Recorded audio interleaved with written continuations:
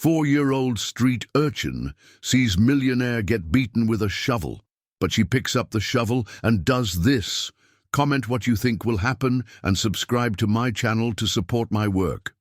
The fine March drizzle fell on the brick streets of Willow Creek, Connecticut, as Lily, barely 4 years old, rummaged through the garbage behind Fernando's bistro. Her small, dirty hands clutched a stale piece of bread she'd found amongst the potato peels and sauce remnants. Hunger had been a constant companion for weeks, ever since her mom, Victoria, had vanished without a trace. The girl wore a faded pink dress, 2 sizes too big for her tiny frame, and her brown hair was tangled and matted. Her large, dark eyes reflected a sadness no child should bear. Living on the streets for over a month, Lily had learned that the trash from the fanciest restaurant in town always had the best leftovers, especially on Tuesdays when they served their famous lamb stew. The bistro always closed at 10 p.m., and she waited patiently until all the employees had left to search the dumpsters. That night, however, something was different. There was an odd commotion in the dark alley that separated the restaurant from the old, abandoned pharmacy. Lily crouched behind a stack of wooden crates as she heard male voices approaching. 3 hooded men walked towards the alley, carrying something she couldn't make out in the darkness. One of them whispered instructions to the others, but she could only catch snippets of the conversation. "Are you sure he always comes this way?" a raspy voice asked. "Every Tuesday after he finishes dinner, he's punctual as clockwork," another replied with a different accent. Lily felt a chill run down her spine when she saw that one of the men was holding a garden shovel. Instinctively, she huddled further between the boxes, trying to become invisible. Her experience living on the streets had taught her that when strange adults appeared with tools at night, nothing good was about to happen. Minutes later, she heard firm footsteps echoing on the cobblestone street. A tall, well-dressed man walked alone towards the alley, seemingly oblivious to the danger that awaited him. Lily recognized the silhouette. It was Benjamin Caldwell, the owner of the largest coffee plantations in the region, a man she had seen a few times when he visited the restaurant. Benjamin was 62 years old, with well-groomed grey hair, and wore a dark suit that reflected his social standing. He walked with the upright posture of someone accustomed to respect and deference. That night, however, his expression was darker than usual, as if he carried the weight of worries he couldn't share with anyone. The attack happened suddenly and brutally. The 3 men emerged from the shadows like ghosts, surrounding Benjamin before he could react. The first blow of the shovel hit his back, causing him to stagger forward. The second struck his head, and he collapsed on the wet ground, moaning in pain. Lily covered her mouth with both hands to muffle the scream that wanted to escape. Her eyes filled with tears as she watched the terrible violence. The attackers continued to hit Benjamin even after he stopped moving, and one of them shouted words she didn't fully understand, but which sounded like threats. "Next time you won't be so lucky," the man with the raspy voice said, spitting on the ground next to Benjamin's motionless body. "Stop asking questions about things that don't concern you." The 3 men fled in the same direction from which they had come, leaving behind only the bloodied shovel and the sound of the rain hitting the asphalt. Lily remained hidden for a few minutes, trembling with fear and cold, unsure what to do. Benjamin lay face down, a pool of blood forming around his head. The girl slowly emerged from her hiding place, looking around to make sure the attackers were really gone. When she got close to Benjamin, she could hear his weak but steady breathing. He was alive but needed help. It was then that Lily saw the abandoned shovel on the ground, stained with blood. Without fully understanding why, but moved by a childish instinct to protect evidence that might be important, she picked up the heavy tool with her small hands and dragged it to a pile of dry leaves near the pharmacy wall, hiding it completely. The rain continued to fall, and Lily realized that Benjamin would get soaked if he stayed there. She ran to the dumpsters and found a large piece of cardboard that was relatively dry. With great effort, she managed to drag it to where Benjamin was lying. and positioned it over him, creating a makeshift shelter. After that, she sat next to the injured man, determined to protect him until someone came to help. She didn't know who those men were or why they had hurt Benjamin, but she knew she couldn't just walk away and leave him there. The hours passed slowly, and Lily fought against sleep and cold, keeping vigil over the unconscious man. It wasn't until the first rays of sun began to appear on the horizon that Benjamin finally began to stir, moaning softly and trying to open his eyes. Benjamin opened his eyes slowly, feeling a throbbing pain in his head that made him see bright spots even in the soft light of dawn. The metallic taste of blood dominated his mouth, and every movement was torture. It took a few seconds to realize that he was lying on the wet ground in the alley, protected by a piece of cardboard that swayed slightly in the morning wind. When he tried to sit up, a small hand gently touched his arm. Benjamin turned his head with difficulty and was faced with the face of a girl with disheveled hair and huge eyes who was watching him with a mixture of concern and fear. She wore a dirty pink dress and was sitting beside him like a small guardian. "You're hurt," Lily said in her thin voice, pointing to Benjamin's forehead where the blood had dried. "Some bad men hurt you last night." Benjamin tried to process the child's words as he fought against the dizziness. The memories began to come back slowly, walking alone after dinner, the footsteps behind him, the sudden pain, and then nothing. He looked around the alley, trying to understand how he had survived and why this girl was there. You saw what happened?" he asked, his voice hoarse and weak. Lily nodded gravely, but said nothing more. Her little hands fidgeted nervously at the hem of her dress, and Benjamin realized she was trembling. He didn't know if from cold or fear. "What's your name?" he asked, trying to sound less threatening despite the situation. "Lily," she replied softly. "I live near here." Benjamin looked around the dirty and abandoned alley, seeing no nearby residences. The child clearly had nowhere to go, and her appearance betrayed days without proper care. He tried to stand up, but the pain in his head forced him to remain seated for a few more minutes. "Where are your parents, Lily?" The girl's eyes filled with tears. "My mom's gone. I don't know where she is." Benjamin felt a pang in his chest. Even amidst his own pain and confusion, he couldn't ignore the child's evident suffering. She had stayed by his side all night, protecting him when she could have fled or simply ignored his situation. "You stayed here with me all night?" he asked, incredulous. Lily nodded again. "I thought the bad men might come back, so I stood guard." The girl's simple words touched something deep within Benjamin. For 3 years, since losing his wife Marlene in a car accident, he had isolated himself from the world, becoming a bitter and distrustful man. He rarely showed kindness to strangers, and the idea of an abandoned child sacrificing her own safety to protect him was something he couldn't fully grasp. With great effort, Benjamin managed to stand up, leaning against the wall of the abandoned pharmacy. He felt blood trickling from a cut on his forehead and realized that his clothes were torn and dirty. He needed medical attention, but first he needed to decide what to do with Lily. "Are you hungry?" he asked, noticing how thin the girl was. Lily's eyes lit up, but she hesitated before answering. "A little." Benjamin knew the signs of childhood malnutrition well. He had grown up poor before building his coffee empire, and he knew how hunger could make a child cautious even in the face of an offer of food. "Let's get out of here," he said, holding out his hand to her. "I'll take you to breakfast." Lily took his hand without hesitation, trusting this injured man she had protected during the early morning. They walked slowly through the still deserted streets of the town, Benjamin fighting against dizziness and Lily adapting her small steps to his pace. During the walk to Central Bakery, Benjamin couldn't stop thinking about the attack. The attacker's words echoed in his mind. "Stop asking questions about things that don't concern you." But what questions? In recent months, he had been involved in discreet investigations into irregularities in his businesses. especially after he began to suspect that someone was embezzling money from his plantations.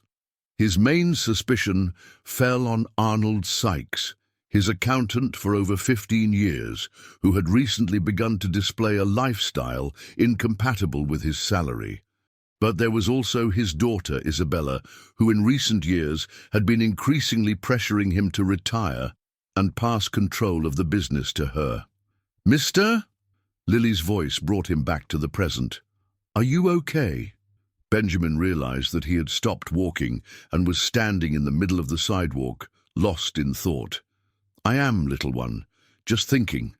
When they arrived at Joe's bakery, the oldest in town, Benjamin ordered a full breakfast for both of them.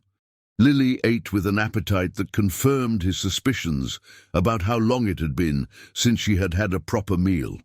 As she savored the bread and butter and drank hot chocolate, he watched her careful movements, as if she feared the food might disappear at any moment.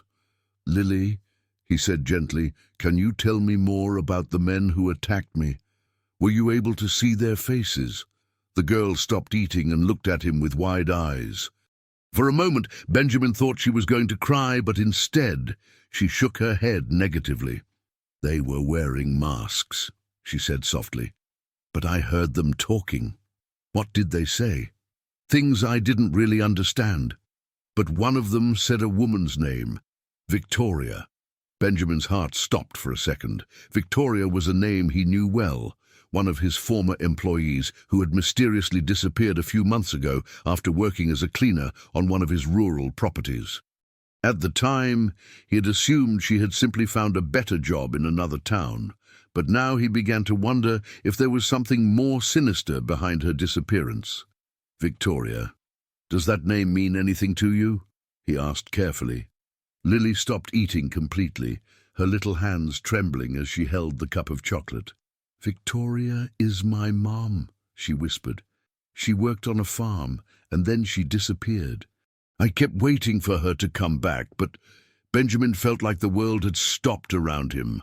The girl who had saved his life was the daughter of Victoria Santos, the woman who had disappeared from his farm 3 months ago.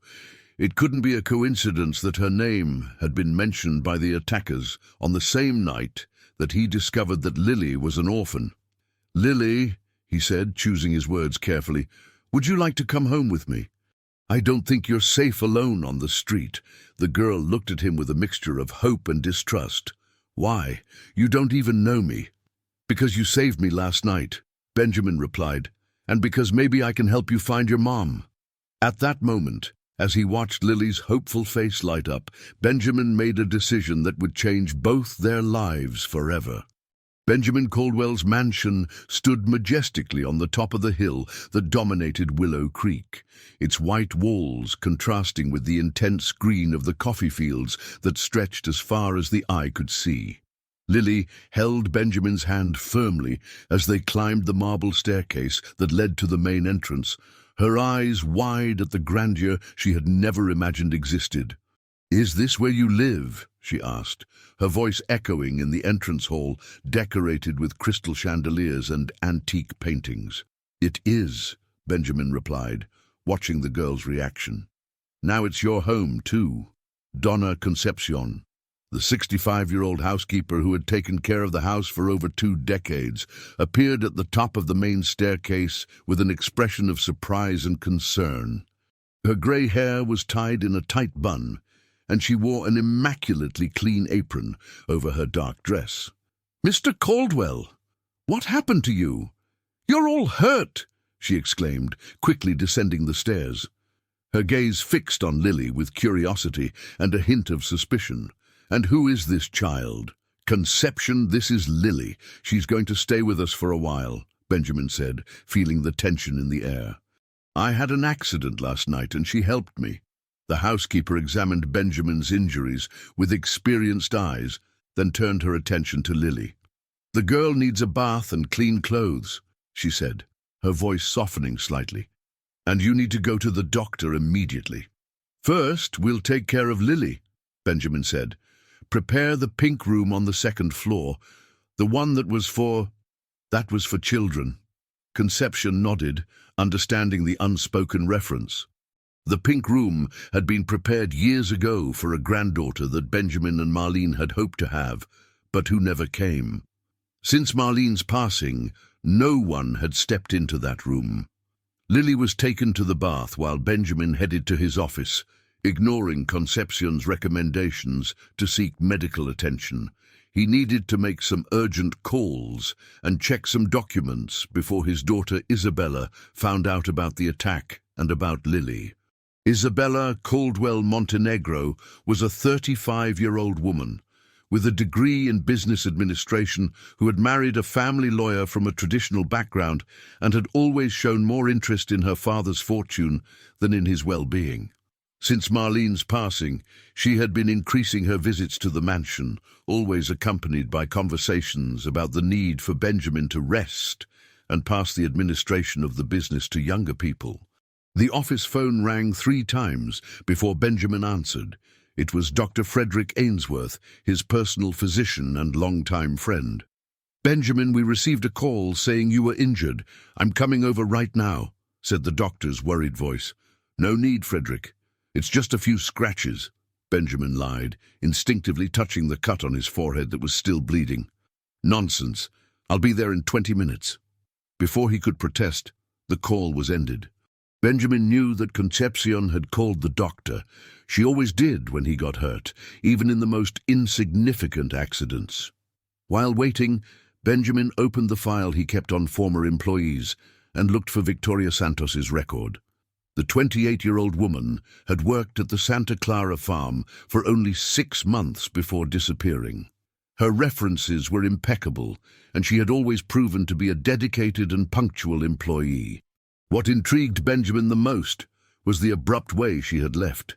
Victoria simply didn't show up for work one day and never gave any news. At the time, Arnold Sykes, his accountant, had suggested that she had probably found a better job in New York City and didn't want to create embarrassment with a formal farewell. Now, with Lily in his house and knowing that Victoria's name had been mentioned by his attackers, Benjamin began to suspect that there was something much more sinister behind the woman's disappearance. A soft knock on the door pulled him from his thoughts. Lily entered the office wearing a pink children's bathrobe that Concepcion had found somewhere in the house. Her hair was clean and combed, revealing a natural beauty that had been hidden under the dirt of street life. "Mrs. Concepcion said I can stay in the room with the teddy bears," she said timidly. "It's very pretty." "I'm glad you liked it," Benjamin said, closing the file discreetly. "Lily, I need to ask you some questions about your mom. Do you remember where she worked before she disappeared?" The girl approached the large window that overlooked the coffee fields. "She said she worked on a very big farm with a white house in the middle. She really liked the job, but sometimes she came home worried." "Worried about what?" "She said she had discovered some bad things at work, things that weren't right." Lily paused, looking at Benjamin with her big eyes. "A man used to come to our house sometimes to talk to her. He got angry and talked loudly." Benjamin felt a chill run down his spine. "Do you remember what this man was like?" "He was chubby and wore glasses. He had a deep voice, like the voice of one of the men who hurt you." At that moment, the description fit Arnold Sykes' appearance perfectly. Benjamin began to put together the pieces of a terrible puzzle. Victoria had discovered some irregularity in the farm's books. Arnold had tried to silence her, and when that didn't work, she simply disappeared.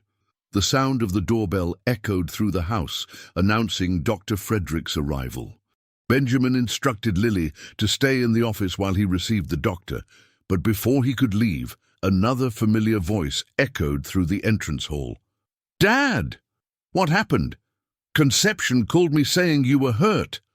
Isabella had arrived, and Benjamin knew he would have to explain not only his injuries, but also Lily's presence in the house.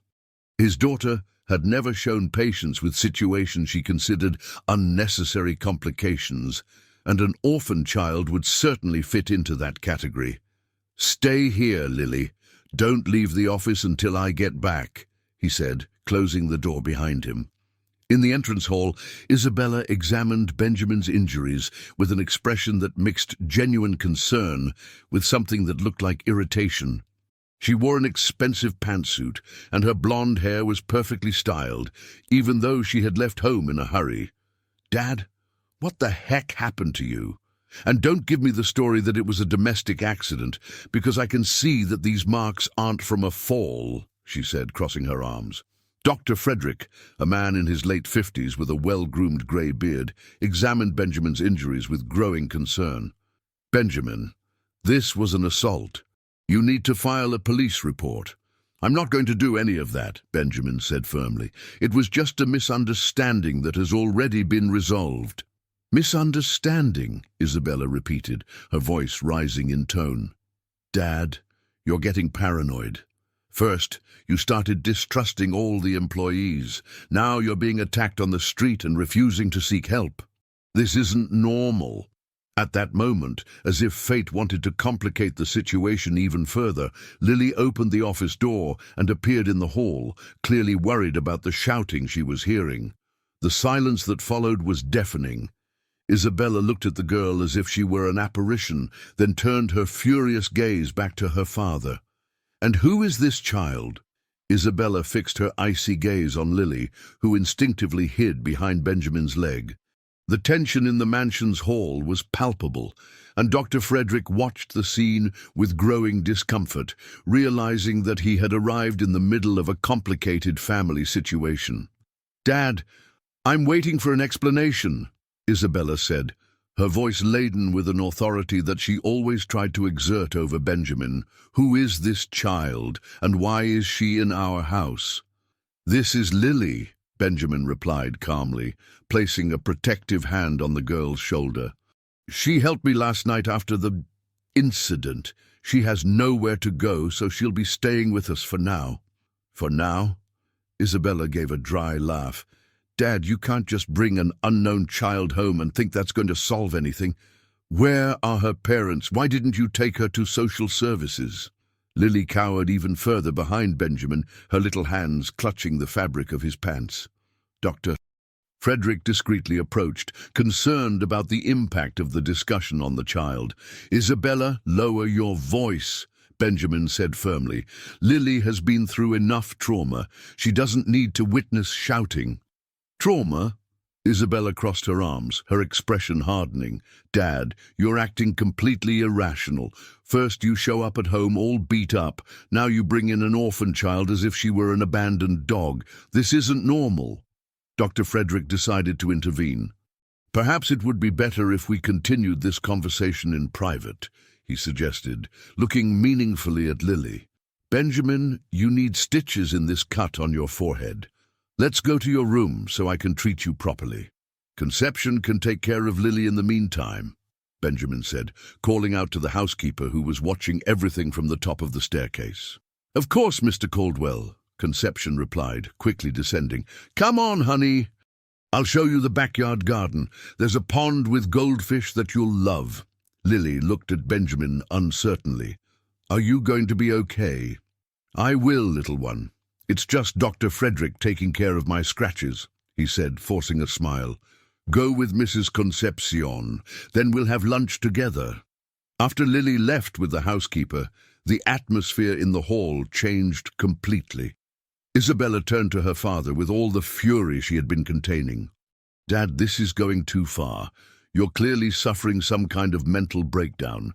First, you started the paranoia with the employees. Now you're collecting orphaned children as if they were charity projects." "It's not paranoia when someone is actually trying to steal from you," Benjamin retorted, his patience wearing thin. "And it's not charity when a child saves your life." Dr. Frederick gestured for them to go upstairs. "Let's discuss this in a more private place. Benjamin, you need medical attention, and we all need a calm conversation." In the master bedroom, Dr. Frederick cleaned and sutured the cut on Benjamin's forehead, while Isabella paced back and forth, clearly agitated. The doctor worked in silence, but his furrowed brow indicated concern, both for the injuries and for the family tension. "Dad, I talked to Arnold yesterday," Isabella said suddenly, stopping pacing. He's worried about your unfounded accusations. He said you've been questioning all the accounts, all the contracts, as if you suspect he's stealing. Benjamin stiffened.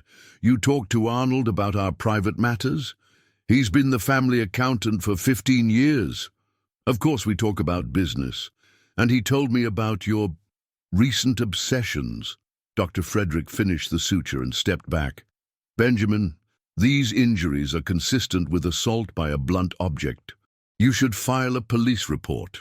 I already said I'm not going to do that, Benjamin replied, getting out of bed. Frederick, I need you to examine Lily too. She spent weeks on the streets, and I want to make sure she's in good health. Of course I can examine her, the doctor agreed, but Benjamin, you need to tell me what really happened last night. Before Benjamin could answer, Isabella exploded. That's exactly what I'm talking about. Dad, you're inventing conspiracy theories, collecting abandoned children, being attacked on the street. This isn't the behavior of a mentally stable person. Isabella, watch what you're insinuating, Benjamin said, his voice low but laden with threat. I'm not insinuating anything. I'm clearly saying that you need professional help, she retorted. And until that happens, you shouldn't be making important decisions about the business or about that child. Dr. Frederick realized that the situation was escalating dangerously. Maybe it's best if we all take a deep breath, he suggested. Benjamin has had a significant physical trauma. It's natural that this affects his judgment temporarily. My judgment is perfect, Benjamin said coldly. What's affected is my patience with people who prefer to ignore obvious evidence. At that moment, Concepcion appeared at the bedroom door, looking worried. Mr. Caldwell, there's a man at the door asking for the girl. He says he's from social services. Benjamin's blood ran cold. What man? How did he know Lily is here? He introduced himself as Julius Carter, a social worker. He said he received a report about a child in an irregular situation, Concepcion explained. Isabella and Benjamin exchanged glances, and for a moment the hostility between them was replaced by a mutual understanding. Someone had reported Lily's presence at the mansion, and that could mean that she would be taken away. Where is Lily now? Benjamin asked urgently. I hid her in the pink room and locked the door, Concepcion replied. I told her to stay quiet until you decide what to do. Dr. Frederick watched everything with growing concern. Benjamin, if there are legal issues involved, there are no legal issues, Benjamin interrupted. Lily is under my protection for security reasons. The same men who attacked me may be after her. Dad, you're delusional, Isabella said, but her voice had lost some of its previous aggression. Why would anyone want to hurt a 4-year-old child? Because she's Victoria Santos's daughter, Benjamin revealed. The employee who disappeared from the Santa Clara farm 3 months ago. And I have reason to believe that she didn't leave voluntarily. The silence that followed was heavy. Dr. Frederick and Isabella processed the information, beginning to understand that perhaps the situation was more complex than they imagined. Victoria Santos. I remember her, Isabella said slowly. Arnold commented on her disappearance. He said she had found a better job in New York. And you believed that without questioning it? Benjamin asked. A woman who loved her job, who had a small daughter, would simply abandon everything without telling anyone? Concepcion coughed discreetly. Mr. Caldwell, the man is insisting. He said he has legal authorization to take the girl. Benjamin made a quick decision. Tell him I'm coming, and Concepcion, make sure Lily doesn't leave the room for anything. As they descended the stairs to face the social worker, Benjamin realized that he was about to fight the first battle of a war he didn't even know he had started. And this time, it wasn't just about his own safety. An innocent child depended on him to protect her from forces she couldn't even understand. Julius Carter waited in the mansion's living room, an ordinary-looking man in his 40s, wearing a simple suit and carrying a worn leather briefcase.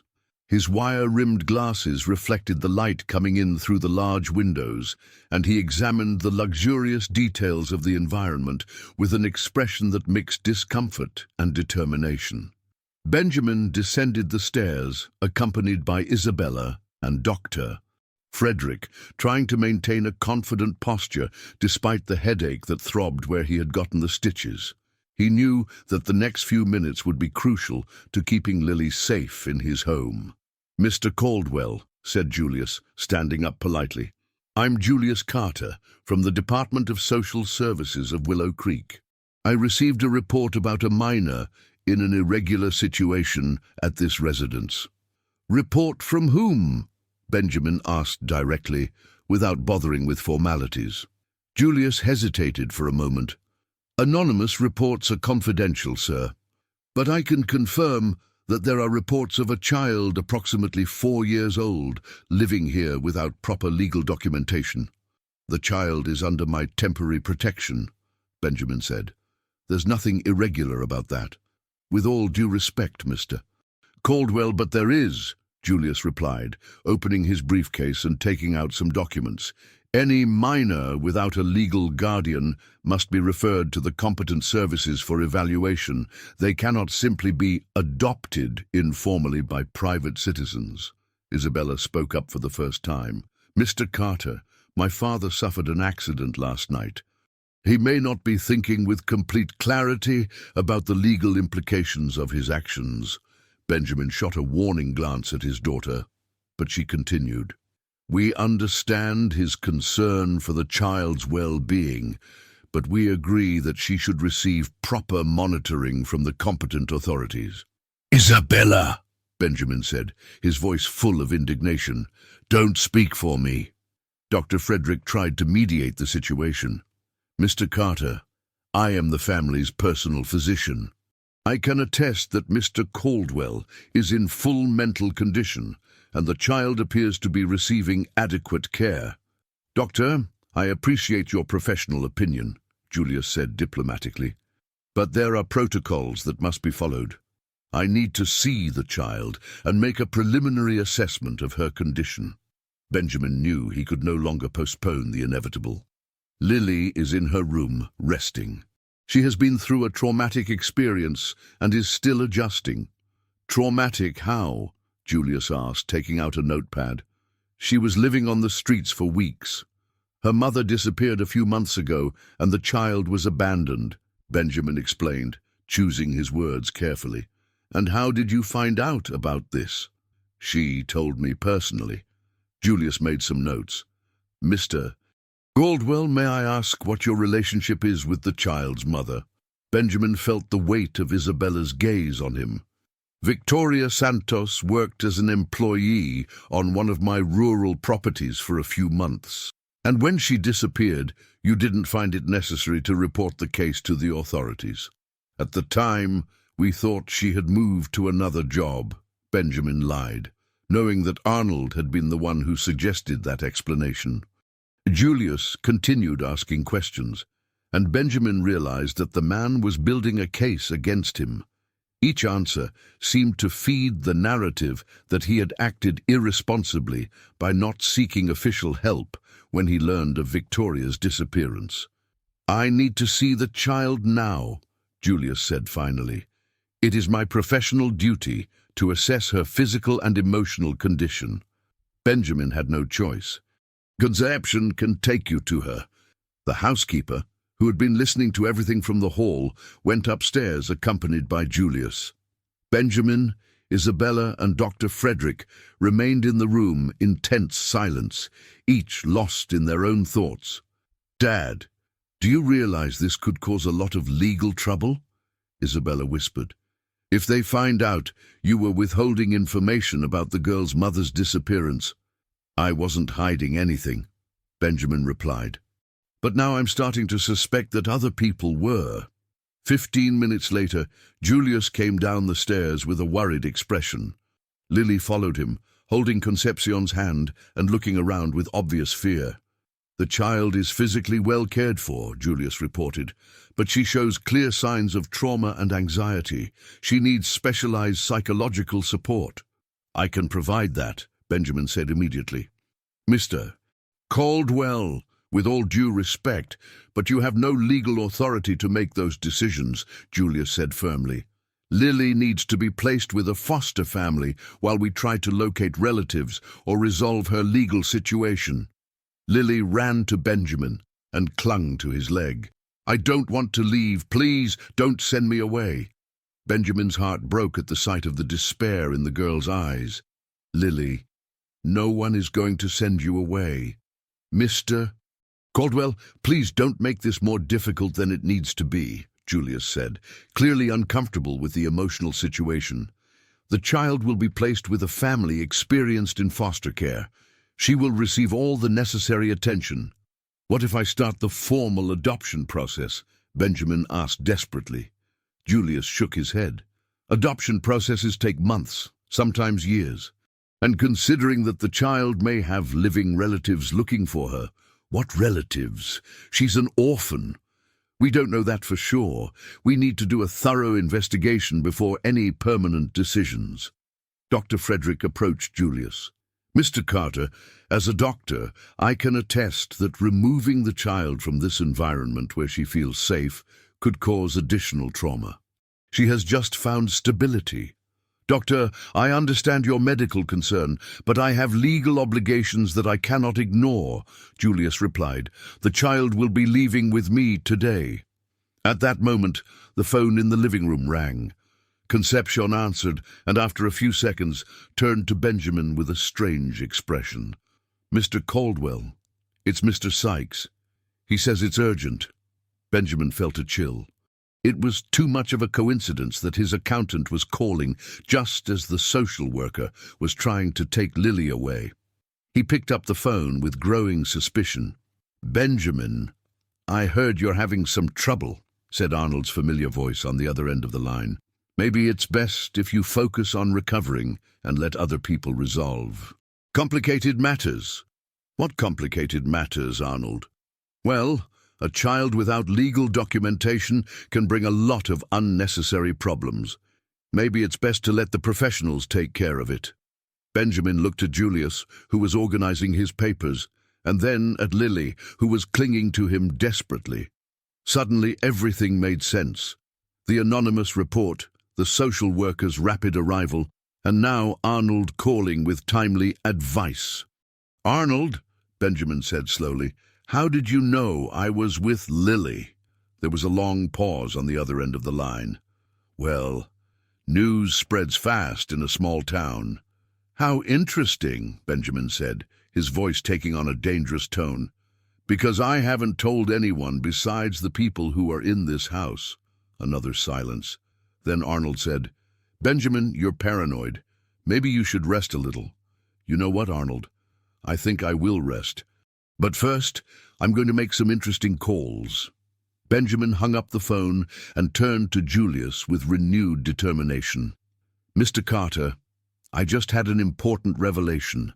I think both Lily and I are in danger, and the report you received may have been made by people with criminal intentions. Julius Carter frowned, clearly annoyed by Benjamin's accusation. Mr. Caldwell, I cannot base my professional decisions on conspiracy theories. My responsibility is to the child's well-being. What if I prove that there is a real conspiracy involving her mother's disappearance? Benjamin replied, his mind working quickly. If I can get evidence that Lily is being pursued by the same people who attacked me last night, Dr. Frederick approached. Julius, as a responsible citizen, I can attest that Benjamin is not delirious. The injuries I treated on him are real and consistent with intentional assault. Lily continued to cling to Benjamin's leg, her big eyes fixed on the social worker as if he were a monster about to devour her. I don't want to go with him, she whispered. You promised you would protect me. The girl's words hit Benjamin like a stab. He had promised to protect her, and now he felt powerless in the face of the bureaucracy that threatened to separate them. Mr. Carter, Isabella said suddenly, surprising everyone. May I suggest a compromise? What if Lily stayed here for a few more days while my father presents this evidence he mentions? I can personally supervise her care." Benjamin looked at his daughter in surprise. After all the conflict of the past few days, she was offering to help. Julius considered the proposal.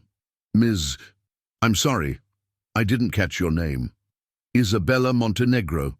I am Mr. Caldwell's daughter and a trained administrator. I can assume temporary responsibility for the child." "That doesn't resolve the fundamental legal issue," Julius said. "But considering that it's Friday and our services operate at reduced capacity on weekends, I can grant until Monday for the situation to be clarified." Benjamin sighed in relief.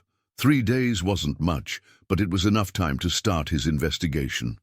"There are conditions," Julius continued. "The child cannot leave the property without my authorization. I will visit on Sunday to check the conditions, and on Monday, with or without evidence, I will need to make a final decision." "Understood," Benjamin said, "and I accept all the conditions." After Julius left, leaving his contact cards and a temporary liability form signed by Isabella, the mansion finally fell silent. Lily had calmed down, but still stayed close to Benjamin, as if she feared he might disappear at any moment. "Dad," Isabella said when they were alone in the room, "I need to apologize for what happened earlier. I shouldn't have questioned your decisions in front of strangers." "Why did you change your mind?" Benjamin asked, genuinely curious. "Because I saw how Lily looks at you," she replied. "It's the same way I used to look at you when I was a child, before—" She paused, swallowing the words. "Before I grew up and became bitter about money and inheritance." Dr. Frederick, who had stayed for lunch and to observe Lily, joined the conversation. "Benjamin, if you really believe there is something criminal involved in the disappearance of Lily's mother, you need professional help. I know a private investigator in New York City who can—" "No," Benjamin interrupted. "We can't trust strangers yet. For now, I'm going to investigate alone. I have access to company documents, and I can check the inconsistencies I suspect exist." That afternoon, while Lily played in the garden under Concepcion's watchful care, Benjamin locked himself in his office with piles of financial documents from the past 2 years. Isabella offered to help, bringing her expertise in administration to analyze the numbers. "Look at this," Isabella said after 2 hours of work, pointing to a spreadsheet. "There are consistent discrepancies in the expense reports from the Santa Clara farm over the past 18 months. Benjamin examined the numbers. Expenses for maintenance and supplies well above normal, and all approved by Arnold. "And look at these transfers," Isabella continued, showing another sheet. "Payments to companies I've never heard of, all with EINs registered less than a year ago." "Shell companies," Benjamin murmured. Arnold was embezzling money through fake suppliers. "But that doesn't explain Victoria's disappearance," Isabella noted. "It does if she discovered the scheme," Benjamin said. "Remember that Lily talked about her mother being worried about bad things at work? Victoria must have seen these irregularities and confronted Arnold." At that moment, Concepcion entered the office with a worried expression. "Mr. Caldwell, the girl wants to talk to you. She said she remembered something important." Lily entered the office, holding a drawing she had made with crayons. It showed a house, a woman, and a man with glasses who seemed to be shouting. "This is the man who visited my mom," she said, pointing to the male figure. "He always came at night and got angry with her." "Lily, can you remember anything else about this man?" Benjamin asked gently. "He had a very nice blue car," she said. "And once I heard him talking on the phone about a farm. He said he was going to solve my mother's problem." Benjamin and Isabella exchanged meaningful glances. Arnold drove an imported blue sedan, a luxury incompatible with his official salary. "Lily, do you remember anything else this man said?" Isabella asked. The girl thought for a moment. "He talked about numbers. He said my mom shouldn't mess with his numbers." "The accounting books," Benjamin whispered. Victoria discovered that Arnold was altering the numbers. Lily nodded gravely. "My mom cried after he left. She said she was going to tell the boss about the bad things he did. And then she disappeared, Benjamin completed, feeling a cold anger growing in his chest. That night, after Lily fell asleep in her new room, Benjamin made a dangerous decision. He took the keys to his car and drove to Arnold's office in the center of town. He needed more evidence, and he knew his accountant kept important documents in his personal file. The commercial building was deserted at that hour of the night. Benjamin used his master key. As a senior partner, he had access to all offices, and entered Arnold's room. He turned on a small flashlight and began to search the files. It was in the third drawer that he found what he was looking for: contracts with shell companies, proof of bank transfers, and more disturbing still, handwritten notes about solving the Victoria problem. One of the notes, dated 3 months ago, read, "VS asking too many questions, need to be removed before she causes bigger problems. Safe location identified." Benjamin photographed all the documents with his cell phone, his hands trembling with anger and adrenaline. Arnold had not only stolen from him, he had kidnapped Victoria and was probably holding her captive somewhere. When he was putting the papers back, he heard footsteps in the hallway. He quickly turned off the flashlight and hid behind the desk. The door opened slowly, and a familiar silhouette appeared in the entrance. It was Arnold, and he wasn't alone. "I'm sure I saw light in here," said a voice that Benjamin recognized as being from one of the men who had attacked him. "Someone has been messing with your files." Benjamin held his breath, realizing that he was in mortal danger. If he was discovered there with evidence against Arnold, he would probably suffer the same fate as Victoria. Benjamin remained motionless behind Arnold's desk, his heart beating so hard he feared they could hear it. Through the gap under the desk, he could see the feet of the 2 men who had entered the office.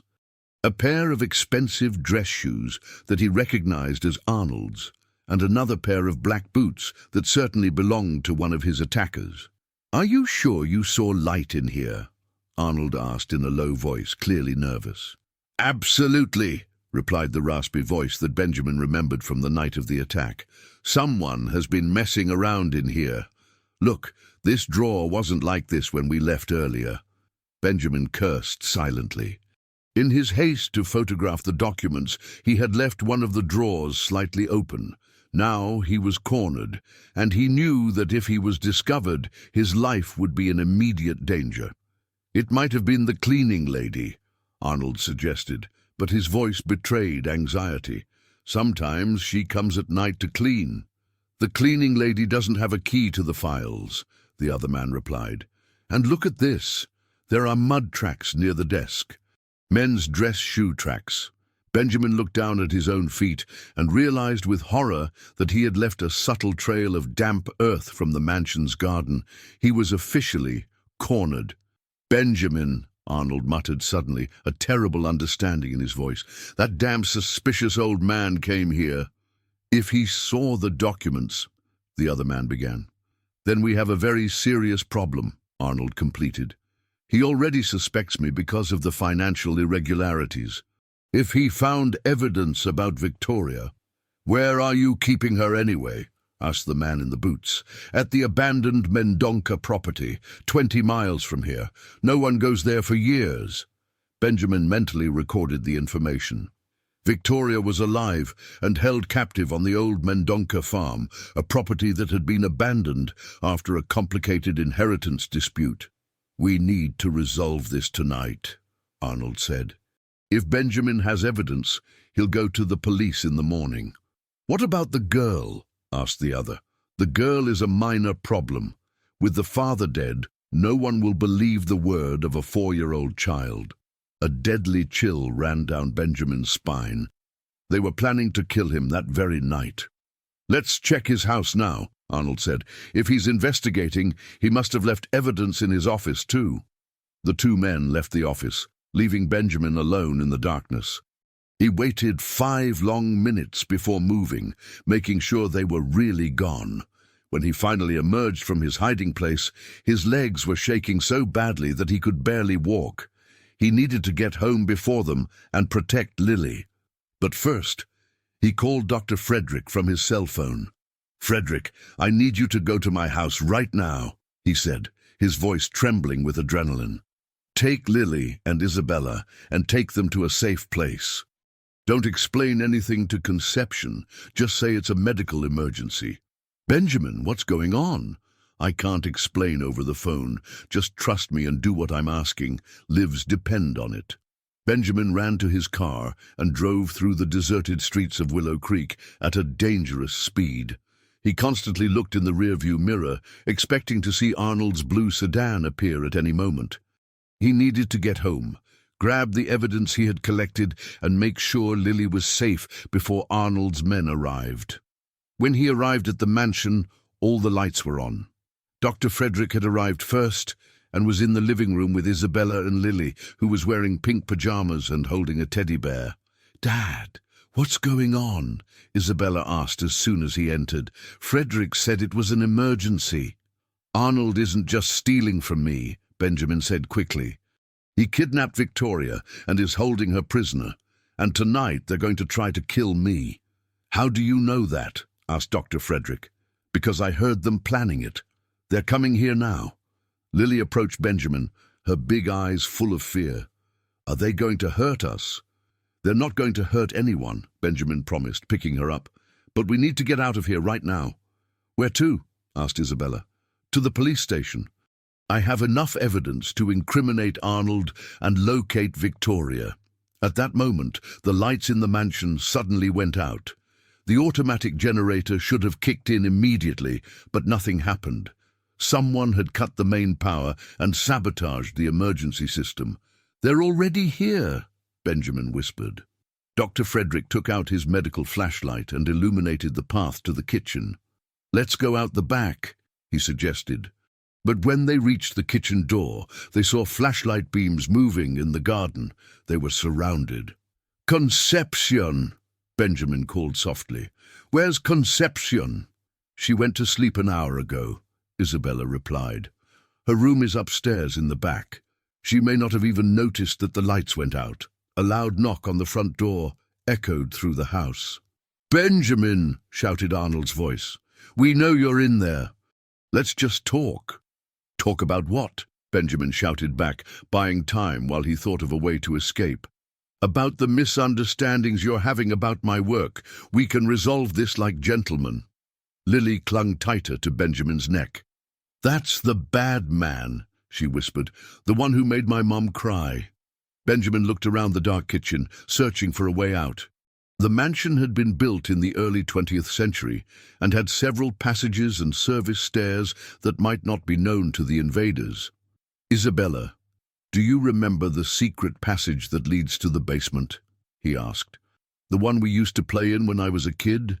"Yes, but it's been years since I've been there. It's our only chance. Frederick, can you go down with them while I distract Arnold?" "I'm not leaving you here alone," Dr. Frederick protested.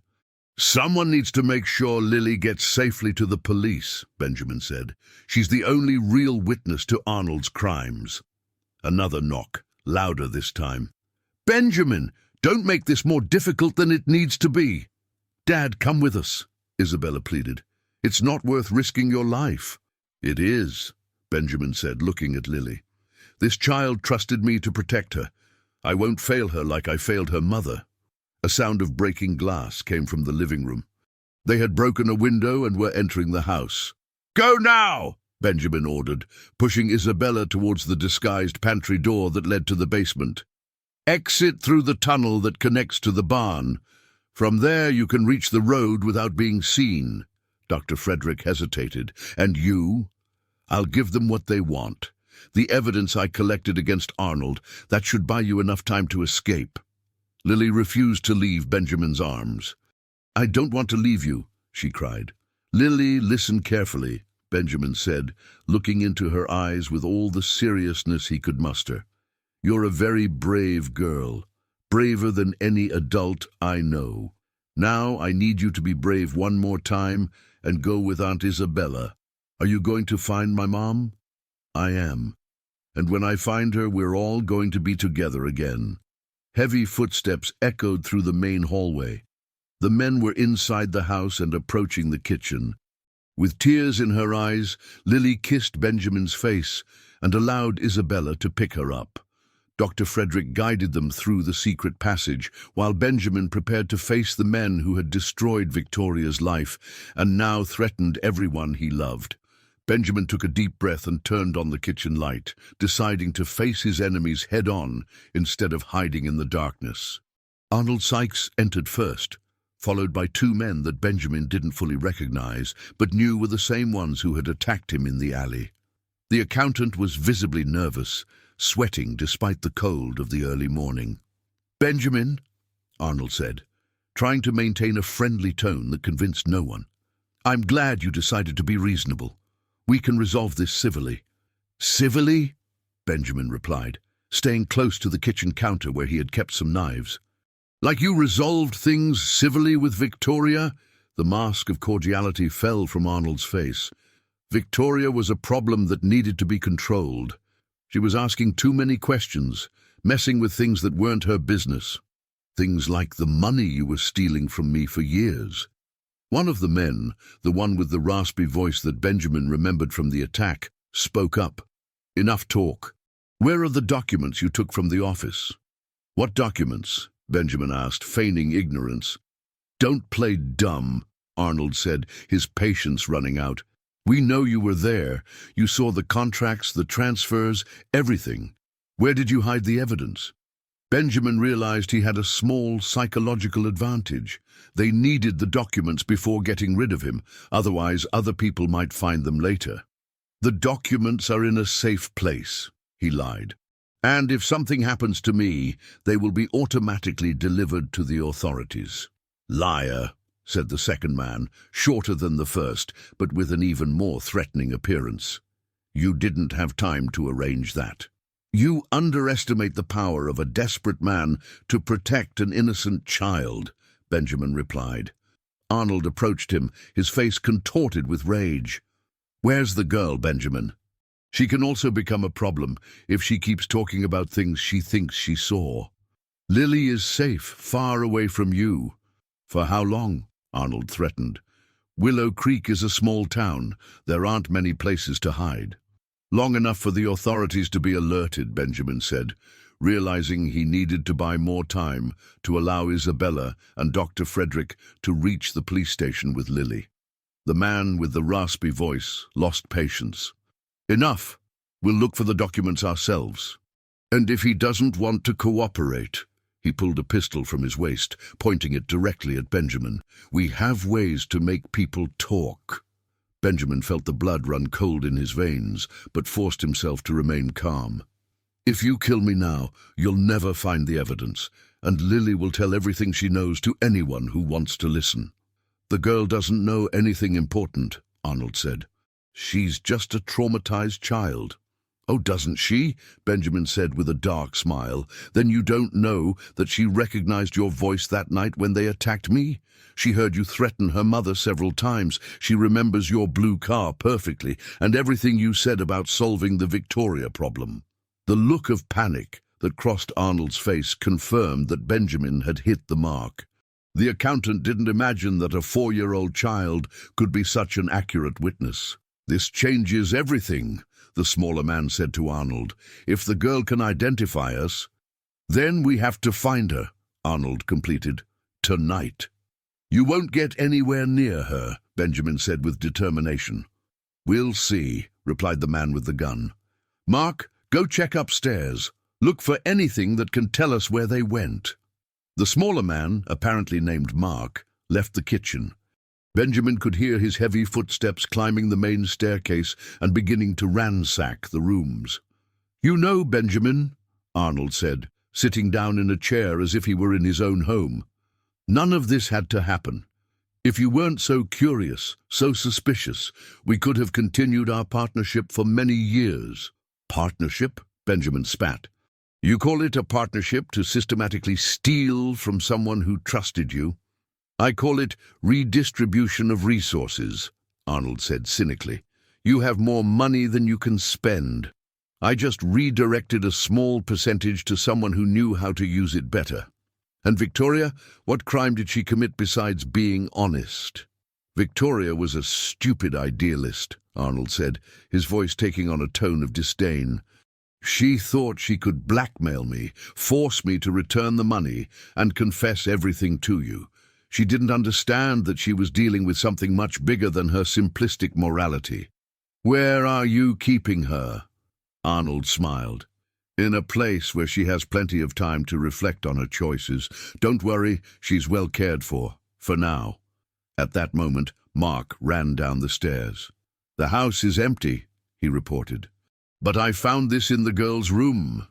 He showed a small drawing that Lily had left behind, a paper with figures of a girl, an old man, and a woman, all holding hands. On the back, in her childish handwriting, she had written, "My new family." Touching, Arnold said dryly. But that doesn't tell us where they went. I also found car tire tracks in the garden, Mark continued. They left through the back, probably along the path that leads to the secondary road. Where does that road lead? Asked the armed man. To town, Arnold replied. They probably went to the police station. The man with the gun turned to Benjamin. How much of a head start do they have? Enough, Benjamin said, trying to sound more confident than he felt. We'll find out, Arnold said, taking out his cell phone. I have contacts at the police station who can tell me if anyone arrived there with a child. Benjamin realized with horror that Arnold had accomplices even in the local police force. The corruption was deeper than he had imagined. While Arnold made the call, the armed man kept the gun pointed at Benjamin, and Mark guarded the windows. The tension in the kitchen was palpable. Interesting, Arnold said after hanging up. It seems that no one has arrived at the police station yet. Either they're hiding somewhere else, or what? Benjamin asked, fearing the answer. Or they didn't manage to leave the property as planned, Arnold said with a cruel smile. Mark, did you check the basement? Not yet. Then go check. And take this, Arnold said, handing a powerful flashlight to Mark. If they're hidden down there, we'll find them. Benjamin felt panic rising in his chest. If Isabella, Dr. Lily, and Dr. Frederick hadn't managed to escape and were trapped in the cellar or underground passages, likely in mortal danger. Meanwhile, Arnold continued, addressing the armed man, I think our friend here needs to be more cooperative about the location of those documents. The man nodded and stepped closer to Benjamin, pressing the pistol barrel against his chest. Last chance, old man, he said. Where's the evidence? Benjamin looked the man in the eye and made a desperate decision. If he was going to die, he would at least try to give Lily a chance to escape. It's in the safe in my office, he lied. Code 2847. But only I know how to open it without triggering the alarm. It was a lie. There was no safe or alarm, but he hoped it would keep them busy long enough for something to change the situation. Just then, shouts echoed from downstairs. Mark had found something in the cellar. Boss! He yelled. You need to see this! Mark's shouts reverberated through the mansion, making Arnold and the armed man exchange worried glances. Benjamin felt a mixture of hope and terror. Maybe Lily and the others had managed to escape, but it was also possible something terrible had happened to them. Let's go, Arnold said to the armed man. Bring him along. The gunman shoved Benjamin ahead of them, keeping the gun pointed at his back as they descended into the cellar. The wooden staircase creaked under the weight of the three men, and the damp, cold air of the basement enveloped Benjamin like an icy embrace. In the cellar, Mark was kneeling near a stone wall, illuminating something with his flashlight. As they approached, Benjamin saw that a secret passage was open, the same one he had instructed Isabella to use to escape. They were here, Mark said, showing scraps of pink fabric caught on a rough stone. This looks like children's clothing. Benjamin immediately recognized the material. It was from the pajamas Lily had been wearing when they fled the kitchen. His heart leaped, but he tried not to show any reaction. Where does this passage lead? Arnold asked, examining the narrow opening. I don't know, Benjamin lied. I've never fully explored the tunnels in this house. Liar, Mark said, pointing the flashlight at the passage floor. There are fresh footprints here. A child's, a woman's, and a man's. 3 people came through here recently. Arnold pushed Benjamin towards the passage. You're going to guide us through the tunnels, and if you try anything clever, our friend here will make sure you regret it. I really don't know these tunnels well, Benjamin insisted. They were built over 100 years ago. They could be dangerous. Then you better hope your friends were smarter than you, the armed man replied. They entered the passage, Mark lighting the way ahead. The tunnel was narrow and low, forcing everyone to walk hunched over. The stone walls were damp and covered in moss, and small animals scurried to hide from the light.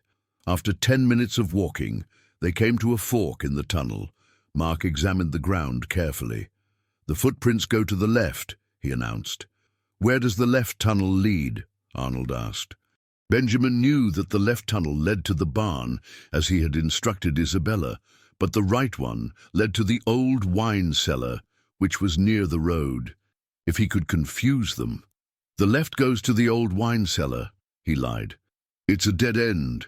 If they went that way, they're trapped. Perfect, Arnold said, pushing him towards the left tunnel. As they walked, Benjamin began to hear faint voices echoing through the tunnel ahead. His blood ran cold.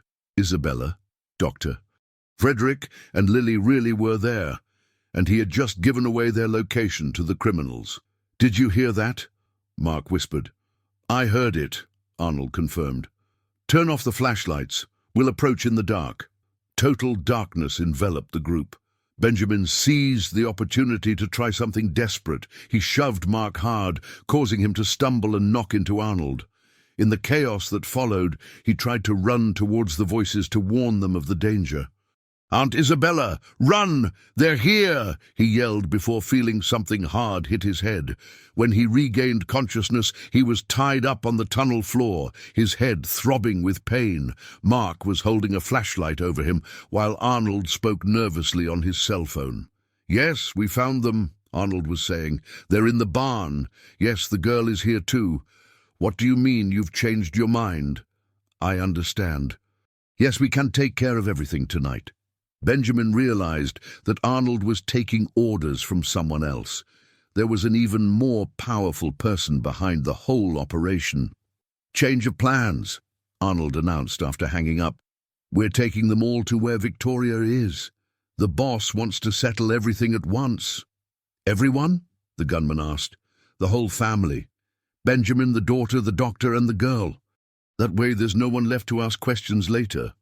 Benjamin felt utter terror. This was no longer just about silencing a few witnesses. They were planning to eliminate his entire family. Why did the boss change his mind about killing them right here? Mark asked. Because he needs to interrogate Benjamin personally about other matters. It seems he was investigating more than just the financial irregularities. What other things? I'm not sure, but the boss mentioned something about old contracts and coffee plantations. Maybe Benjamin found out about the other schemes. Benjamin realized that he had stumbled upon something much bigger than he imagined. Arnold wasn't the leader of the operation. He was just a pawn in a criminal scheme involving multiple properties and probably many other victims. Let's go, Arnold said, helping the others lift Benjamin. Mark, go get the others in the barn. Use force if necessary, but don't hurt the girl yet. The boss wants to talk to her first. Why does he want to talk to a 4-year-old? The gunman asked. Because she's not just Victoria's daughter, Arnold revealed. Victoria found out about the schemes precisely because she was investigating the disappearance of other people. People who asked too many questions about suspicious contracts. The revelation hit Benjamin like a lightning bolt. Victoria hadn't discovered the irregularities by chance. She was actively investigating other crimes when she came across the evidence that Arnold was stealing from him. How many other people have disappeared? Benjamin asked, his voice hoarse. More than you'd like to know, Arnold replied. And all because of her excessive curiosity about his business. If she had been less vigilant, none of this would have happened. You're blaming me for your crimes. I'm explaining how the real world works, Arnold said coldly. Rich people like you have been exploiting poor workers for decades. We're just leveling the playing field. By kidnapping and killing innocent people, by removing unnecessary obstacles to the redistribution of wealth. Benjamin realized that he was dealing with people who had completely rationalized their crimes. They weren't just common criminals. They were fanatics who believed they were fighting for a just cause. Mark returned 10 minutes later, pushing Isabella, Dr. Frederick, and Lily ahead of him. The girl ran immediately to Benjamin when she saw him, even though he was tied up. "They hurt you," she said, gently touching the cut on his forehead. "I'm okay, little one," Benjamin lied. "Are you hurt?" "No, but I'm scared." Isabella was pale but composed. "Dad, who are these people really?" "They're much more dangerous than I imagined," Benjamin replied, "and they're involved in crimes that go far beyond stealing money." "Enough talk," Arnold said. "Let's all go for a ride. There's someone eager to meet you." Dr. Frederick spoke for the first time. "Where are you taking us?" "To a place where you can have a complete family reunion," Arnold said with a cruel smile. "Victoria has been waiting for 3 months to see her daughter again. How lovely it will be when you are all together again." As they were led back through the tunnels toward the exit, Benjamin realized that he was about to discover the complete truth about the criminal organization that had destroyed so many lives. But he also knew that this discovery could cost the lives of everyone he loved. The trip to the abandoned Mendonca property took 40 minutes along dirt roads that Benjamin had known since childhood. They were all squeezed into Arnold's blue sedan and a dark van that appeared out of nowhere, driven by 2 more men he had never seen before. Lily was in Isabella's lap, trembling with fear and cold, while Dr. Frederick discreetly tried to check Benjamin's injuries. The farm emerged in the darkness like a somber vision of the past. The wooden and stone buildings had been abandoned for at least 5 years, since the Mendonca family had become involved in an endless legal dispute over the inheritance. Broken windows, leaky roofs, and vegetation taking over the walls created an atmosphere of total desolation. "Welcome to our operations center," Arnold said as they got out of the cars. "Perfect place for private conversations." A faint light shone from one of the smaller buildings, what had once been the farm workers' house. Benjamin realized that the place had been adapted as a kind of makeshift prison. "Is Victoria in there?" he asked, trying to keep his voice steady. "She is. Eager to see her daughter, I imagine," Arnold replied cynically. Lily clung tighter to Isabella. "Is my mommy really here?" "She is, darling," Isabella said gently, trying to convey a courage she didn't feel. "We'll see her soon." They were led towards the illuminated house. As they approached, Benjamin could hear sounds of movement inside.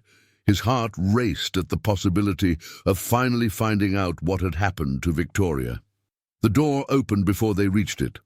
A tall, well-dressed man emerged from the darkness, someone Benjamin recognized immediately and who made his blood run cold. "Dr. Sebastian Miranda," Benjamin murmured, incredulous.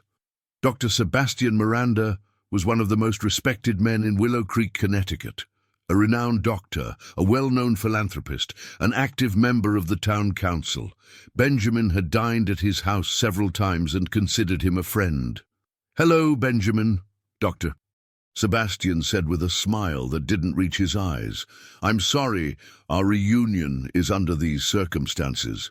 "Sebastian, you're behind all this." "Behind is an interesting way of putting it," the doctor replied. "I prefer to say that I am organizing a more equitable redistribution of resources in our region." Dr. Frederick, who also knew Dr. Sebastian professionally, was in shock. "Sebastian, what is happening here? Why are you involved with these criminals?" "Criminals?" Dr. Sebastian repeated with a dry laugh. "Frederick, you have always been naive. These men are soldiers in a war against the social inequality that people like Benjamin have perpetuated for decades." "War?" Isabella said, finding her voice. "You call kidnapping and robbery war?" "I call it social justice," Dr. Sebastian replied. Benjamin owns dozens of coffee plantations, employs hundreds of people in precarious conditions, and accumulates wealth while entire families go without in the same region. Benjamin realized that he was dealing with a fanatic. Dr. Sebastian had convinced himself that his crimes were acts of social heroism. "What about Victoria? What justice did you do to her?" Benjamin asked. "Victoria was recruited to our cause when she accidentally discovered some of our operations. Unfortunately, she did not initially understand the importance of our work." "Where is she?" Dr. Sebastian gestured towards the house. "Why don't you ask her personally?" They entered the building, which had been transformed into a kind of forced residential complex. There were several improvised partitions creating small rooms, each with a simple bed and a bucket for basic needs. It was a prison disguised as a shelter. "Mommy!" Lily cried when she saw a thin, dark-haired woman sitting on one of the beds. Victoria Santos looked up and, upon seeing her daughter, began to cry desperately. "Lily! My baby girl!" Lily broke free from Isabella's arms and ran to her mother. The reunion was devastating. Mother and daughter hugged as if the world were about to end, crying and whispering words of love to each other. Benjamin watched Victoria as she embraced Lily. The woman had lost a lot of weight and showed clear signs of prolonged stress, but appeared to be physically unharmed. "How could you do this to her?" Benjamin asked Dr. Sebastian. "Separate a mother from her daughter for months?" "It was a necessary temporary measure," the doctor replied. "Victoria was creating unnecessary complications in our operations. She needed time to understand the importance of our work." "And she understood?" Dr. Sebastian hesitated. "Victoria has proven to be resistant to our methods, but we hope that her daughter's presence will help her be more collaborative." "Collaborative how?" "There are documents we need her to sign. Property transfers, confessions about irregularities she allegedly discovered, that kind of thing." Benjamin began to understand the full scheme. Dr. Sebastian was using kidnapped people to create false documentation that justified the transfer of coffee plantations to his organization. "How many other people are you keeping here?" Dr. Frederick asked, looking around the partitions. "Currently, just 3 families," Dr. Sebastian replied casually, as if he were discussing the weather. "All people who asked inconvenient questions about land transactions or discovered irregularities in rural contracts." "3 families?" Isabella repeated, horrified. "You're keeping entire families in captivity." "I'm providing them with an opportunity to reflect on the privileges they have had in life and how they can contribute to a more just society." At that moment, Lily turned to Dr. Sebastian with her big, innocent eyes. "Why did you separate me from my mommy?" The child's simple and direct question seemed to unsettle the doctor for a moment. Because sometimes children need to be in safer places while adults work out complicated problems." "But I wasn't safe," Lily said. "I was hungry and cold on the street." "That wasn't supposed to happen," Dr. Sebastian admitted, his conviction wavering for the first time. "You should have been placed with a proper foster family." "Who would be responsible for that?" Benjamin asked, sensing an opportunity. "Julius Carter was responsible for the childcare arrangements, Dr. Sebastian replied before realizing he had revealed too much. "The social worker," Benjamin said. "He's part of your organization too." Dr. Sebastian realized his mistake, but it was too late. "Julius understands that sometimes extraordinary measures are necessary for the greater good. That's why he showed up so quickly today," Isabella said. "Someone called him when they found out Lily was with us." "Very clever," Dr. Sebastian said. "Julius has been very helpful in ensuring that certain children are placed with families who share our worldview." The revelation was terrifying. Dr. Sebastian had created a network that included not only common criminals, but respected professionals who used their positions to facilitate the kidnappings and conceal them. "How many children?" Dr. Frederick asked, his voice trembling with anger.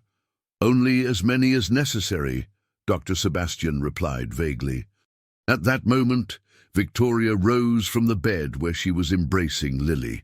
For the first time since they entered, she spoke directly to Benjamin. "Mr. Caldwell," she said, her voice weak but determined. "They want me to sign documents transferring your coffee plantations to a shell company. I've refused for 3 months, but now that they've brought Lily—" "You're not going to sign anything," Benjamin said firmly. "None of us are going to cooperate with this." Dr. Sebastian sighed. "Benjamin, you really don't understand the situation you're in. I'm not asking for your cooperation. I'm informing you of the sequence of events." He gestured to Arnold, who drew a pistol and pointed it directly at Lily. "Now let's discuss terms." The gun pointed at Lily created a deadly silence in the room. Victoria instinctively pulled her daughter behind her, her eyes fixed on the pistol with utter terror. "Doctor." Sebastian watched everyone's reaction with the clinical coldness of someone who was used to manipulating life-or-death situations. "No," Benjamin said, stepping forward. "Put that gun down. She's just a child." "Exactly why it's so effective," Dr. Sebastian replied calmly. "Children have an extraordinary effect on making rational adults make irrational decisions." Isabella spoke up, her voice shaky but controlled. "What exactly do you want from us?" "Doctor." Sebastian gestured for Arnold to bring a folder of documents that was on a makeshift table. "We want several signatures, property transfers, confessions about irregular labor practices, testimonies about tax evasion, things that justify the redistribution of land to more socially conscious organizations." "Organizations that you control," Dr. Frederick said. "Organizations that use the land for the benefit of the community, not for personal enrichment," Dr. Sebastian corrected. Benjamin examined the documents that Arnold had spread out on the table. They were transfers that would hand over virtually all of his rural assets to an entity called Valley Social Development Cooperative, which he had never heard of. "This cooperative doesn't even legally exist," he observed. "It does exist," Dr. Sebastian said. "It was registered 6 months ago with all the necessary documentation. It even has several respected members of the community on the board of directors. People who were coerced like us," Isabella asked. "People who understood the importance of social change," the doctor replied. Victoria finally found the courage to speak. "Mr. Caldwell, they showed me these same documents months ago. They wanted me to testify that I had witnessed you mistreating employees and evading taxes. Things she obviously hadn't witnessed." Dr. Sebastian added, "Because you've always been a relatively fair employer, that created a logistical problem for us.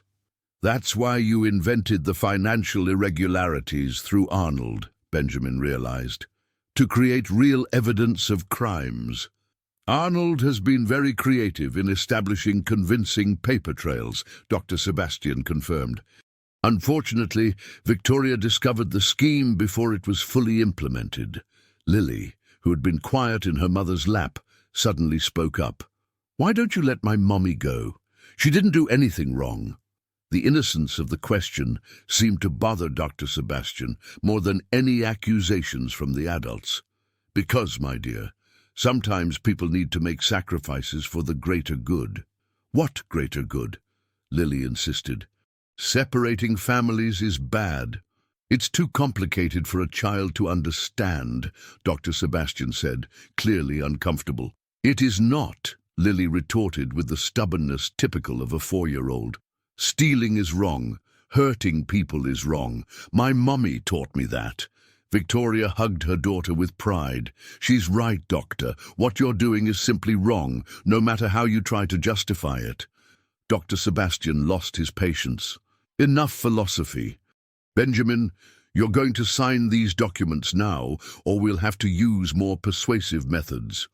"What methods?" Benjamin asked, although he feared the answer. "Arnold can be very creative when necessary, and the presence of a child, well, let's just say it adds urgency to the negotiations." At that moment, Dr. Frederick took a courageous step forward. Sebastian, I've been your colleague for 15 years. We've worked together at the hospital, attended medical conferences. I've met your family. How did you get to this point? The personal question seemed to strike a sensitive chord in Dr. Sebastian. For a moment, his mask of clinical coldness wavered. Frederick, don't you see the inequality around us every day? Entire families who come to the hospital malnourished, while men like Benjamin own coffee plantations that could feed hundreds of people. But you're a doctor. You swore to do no harm. I swore to protect lives, and sometimes that requires difficult decisions about which lives are more important. You're talking about killing people, Dr. Frederick said, horrified. I'm talking about priorities, Dr. Sebastian corrected. Is the life of a rich family worth more than the lives of 50 poor families? Benjamin realized that Dr. Sebastian had completely convinced himself of his own rhetoric. He wasn't a common criminal motivated by greed. He was a fanatic who genuinely believed he was saving the world. Sebastian, Benjamin said, trying a different approach, if you really want to use the land to help people, why didn't you propose a partnership to me? I would have considered legitimate social projects. Because men like you never voluntarily give up power, Dr. Sebastian replied. They need to be forced to do the right thing. What if I agreed to donate part of the land to genuine social projects, without coercion, voluntarily? Dr. Sebastian laughed. Now you're willing to negotiate? How convenient, considering that your family is under threat. I'm always willing to negotiate with rational people, Benjamin said. But you lost all rationality a long time ago. The remark infuriated Dr. Sebastian. Rational? I'll show you what's rational. He gestured to Arnold, who approached Lily with the pistol. The girl began to cry, clinging to Victoria. Stop! Benjamin shouted. Okay, I'll sign the documents. Dad, no, Isabella protested. You can't reward this behavior. Isabella, she's a child, Benjamin said, looking at Lily. Some things are more important than money. Very wise, Dr. Sebastian said, bringing the papers for Benjamin to sign. But as Benjamin prepared to take the pen, Lily suddenly stopped crying and looked directly at Dr. Sebastian. You're lying, she said, with the surprising clarity that sometimes emerges in young children. Lying about what? Dr. Sebastian asked, clearly uncomfortable with the childish scrutiny. You don't want to help poor people. You want to be important and boss people around. The observation hit Dr. Sebastian like a slap in the face. For a moment, his clinical composure disappeared completely, revealing the insecurity and resentment that really motivated his actions. A child can't understand. I can, Lily interrupted. You're like the aunt who hurt me. She also said it was for a good reason, but it was because she was sad and angry inside. The silence that followed was charged with tension. Lily had identified with brutal, childish accuracy the true psychological nature of Dr. Sebastian, a man driven not by genuine altruism, but by personal resentment and a need for control. Dr. Sebastian was visibly shaken by the child's observation.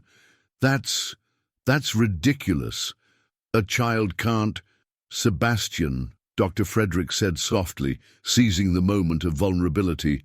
Maybe it's time to stop this, before someone gets really hurt. But instead of backing down, Dr. Sebastian hardened even further. Enough! Benjamin, sign the papers now, or... At that moment, the sound of distant sirens began to echo through the night, gradually increasing in volume. Everyone in the room froze, trying to identify the direction of the sounds. Police, Arnold murmured, rushing to the window. Several patrol cars approaching on the main road. Dr. Sebastian turned pale. This is impossible. How did they find us? The sound of the approaching sirens created instant panic among the kidnappers. Dr. Sebastian rushed to the window along with Arnold, both trying to assess how many patrol cars were arriving and from where they were coming. There are at least 4 cars, Arnold reported, his voice tense. And they know exactly where we are. They're not searching, they're coming straight here. This is impossible, Dr. Sebastian repeated, his clinical composure finally completely unraveling. No one knew about this location. Benjamin felt a surge of hope, but also of apprehension. The arrival of the police was a blessing, but it also made the situation more dangerous. Cornered criminals often made desperate decisions. "How did they find us?" Mark asked, rushing into the room. "We have less than 5 minutes before they completely surround the place." It was then that Mrs. Concepcion emerged from the shadows of a side corridor, holding a cell phone in her hand and smiling determinedly. The 65-year-old housekeeper had managed to hide and follow the group undetected. "Because I called them," she announced calmly, as if she were commenting on the weather. Everyone in the room turned to look at the elderly woman who had appeared like an avenging angel. Dr. Sebastian gaped. "How? When did you—" "I followed you from the mansion," Mrs. Concepcion explained. "I've known these roads since I was a child. When I saw where you were taking my family, I called Sheriff Ferreira and explained the whole situation." Benjamin felt tears of gratitude welling up in his eyes. Mrs. Concepcion had risked her own life to save them. "Mrs. Concepcion," he said, his voice choked with emotion, "you are amazing." "No one messes with my family," she replied firmly, "and you are all my family." Dr. Sebastian completely lost control. "Arnold, grab the child. We'll use her as a hostage to negotiate our way out." But when Arnold turned to grab Lily, he found Dr. Frederick blocking his path. The doctor had taken a protective stance in front of Victoria and Lily, his arms outstretched. "You're not going to touch her," Dr. Frederick said, with a determination that no one expected from the gentleman. "Get out of the way, Frederick," Arnold threatened, pointing the pistol at him. "No, Doctor." Frederick's simple and direct refusal created a stalemate. At that moment, Lily stepped out from behind her mother and walked up to Dr. Sebastian, looking directly into his eyes. "You don't have to be bad anymore," she said with her devastating innocence. "The police are here. You can stop now." The child's observation hit Dr. Sebastian like a punch in the stomach. For a moment, he looked at this 4-year-old girl who had gone through so much suffering and still had enough compassion to offer him a dignified way out. "Lily!" Victoria called, worried about her daughter's proximity to the unstable man. "It's okay, Mommy," Lily said, still looking at Dr. Sebastian. "He's very sad inside, like I was when you disappeared." The child's simple words made something inside Dr. Sebastian break. He slowly lowered his head, as if the weight of his actions had finally become unbearable. I just wanted to make a difference," he murmured. "I wanted things to be fairer." "But you made things sadder," Lily replied gently. "You made families be apart. That's not fair." At that moment, loud voices echoed from outside. "Police! Surround the building! No one leaves without authorization!" Arnold, seeing that Dr. Sebastian had completely lost control of the situation, made the desperate decision to act alone. He pointed the pistol directly at Benjamin. "If I can't get out of here free, at least I'll finish what I started," he said. But before he could pull the trigger, Mrs. Concepcion acted with surprising speed for her age. She threw a heavy pot that she had grabbed from the makeshift kitchen, hitting Arnold in the arm and causing him to drop the gun. "No one hurts my family!" she shouted. Benjamin immediately threw himself on the pistol, holding it firmly while Isabella and Dr. Frederick helped restrain Arnold. Mark and the other criminal tried to flee, but the sound of police boots outside indicated that the property was completely surrounded. "This is Sheriff Ferreira," shouted an amplified voice from outside. "Come out with your hands up." "The building is surrounded." Dr. Sebastian looked around the room, at the hostages he had tortured, at the criminals he had commanded, at the child he had tried to use as a tool for blackmail. The reality of his crimes finally hit his medical conscience. "It's over," he said softly. "It's all over." "It's not over," Lily said, approaching him once again. "You can try to fix the bad things you did, The front door burst open, and armed police officers rushed in, followed by Sheriff Ferreira, a burly man in his 50s whom Benjamin had known since childhood. "Benjamin, thank God you're alive," the sheriff exclaimed, quickly assessing the situation. "Mrs. Concepcion told us everything over the phone." "Sheriff, there are other families being held here," Benjamin said urgently. "Doctor, Sebastian was holding several people captive." "We're already checking the rest of the property," the sheriff confirmed. "We found 3 families in separate buildings. They all appear to be physically well, but they'll need medical and psychological follow-up." As the police arrested Dr. Sebastian, Arnold, and the other criminals, Lily was finally completely reunited with her mother. Victoria held her as if she would never let her go, both crying with relief and joy. "Mommy, I knew I was going to find you," Lily said through tears. "Mr. Caldwell promised he would help me."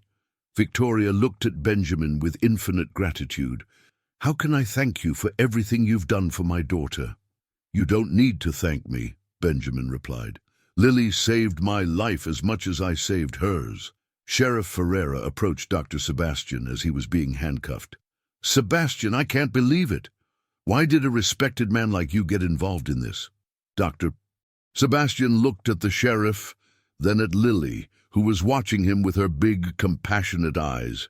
"Because I lost my way," he said honestly. "I thought I was fighting for justice, but I was just feeding my own wounded pride." "How many families did you kidnap?" the sheriff asked. 7 in the last 2 years, Dr. Sebastian confessed. "They're all alive. I kept detailed records of their locations and conditions." "Why?" "Because I'm still a doctor," he said, looking at his handcuffed hands. "Even doing terrible things, I couldn't let people die from neglect." The sheriff shook his head, incredulous. "We're going to need your full cooperation to locate all the victims and completely dismantle your organization."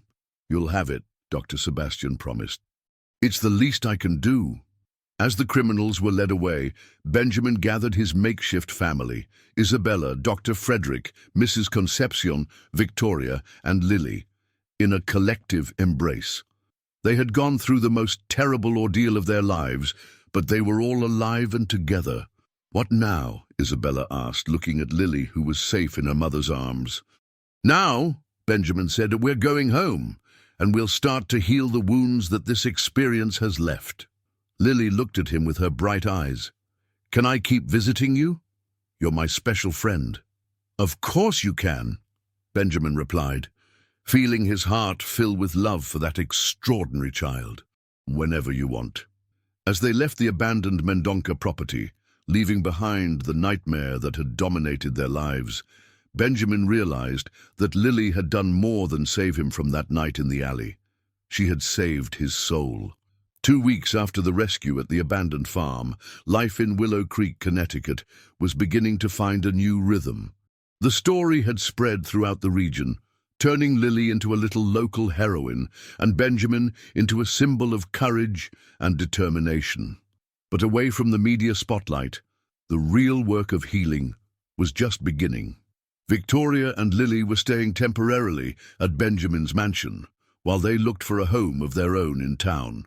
At first, Victoria had hesitated to accept the hospitality, worried about becoming a burden, but Mrs. Concepcion had been categorical. "This house is too big to stay empty, and Lily needs stability." On that Saturday morning, Lily was playing in the mansion's garden with a new doll that Isabella had brought from New York City. Her laughter echoed through the morning air, a sound that had become music to Benjamin's ears. The girl had quickly adapted to the safe life, but still had occasional nightmares that made her wake up calling for her mother. "Mr. Caldwell!" Lily shouted when she saw him going out to the garden with his breakfast coffee. "Do you want to see what I did?" She ran to him carrying a new drawing, no more the sad trapped birds she used to draw in the time of her suffering, but a large, colorful family in front of a yellow house. "Who are all these people?" Benjamin asked, sitting on the garden bench to examine the drawing better. "That's me," Lily said, pointing to a small figure in the center. That's Mommy, you, Aunt Isabella, Dr. Frederick, Mrs. Concepcion, and these here are the other families that the bad man was hiding.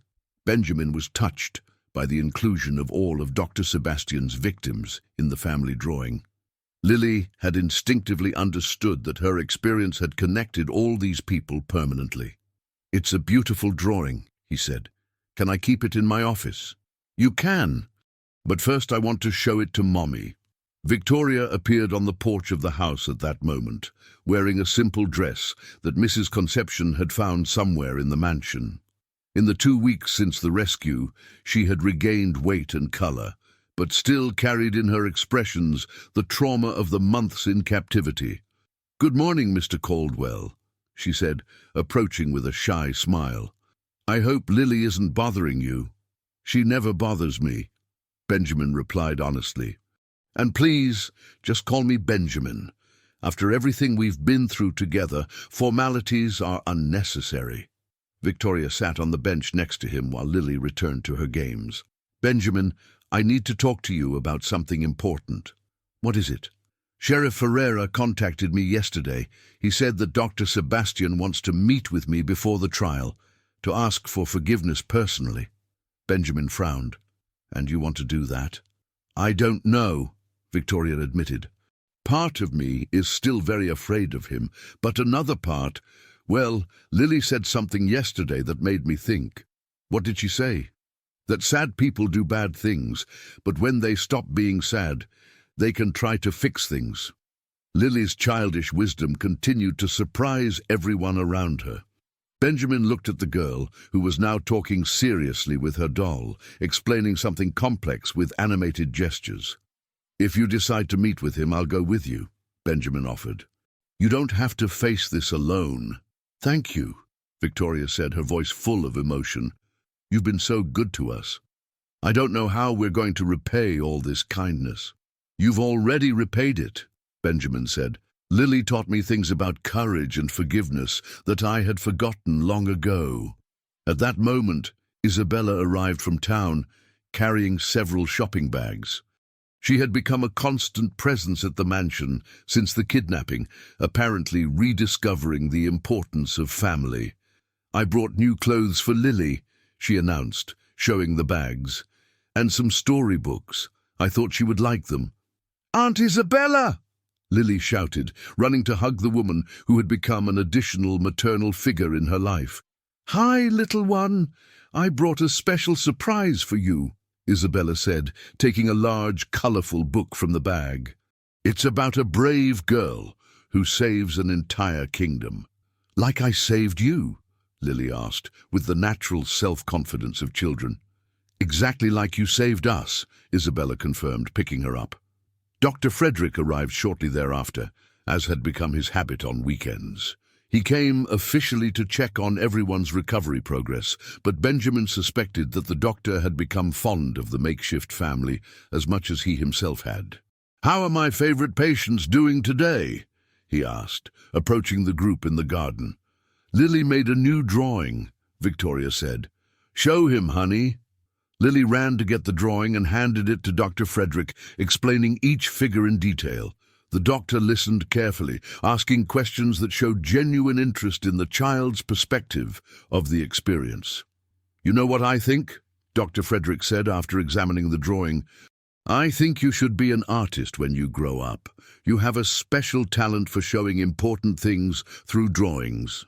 "I want to be a doctor like you," Lily said, "to help people who are hurt."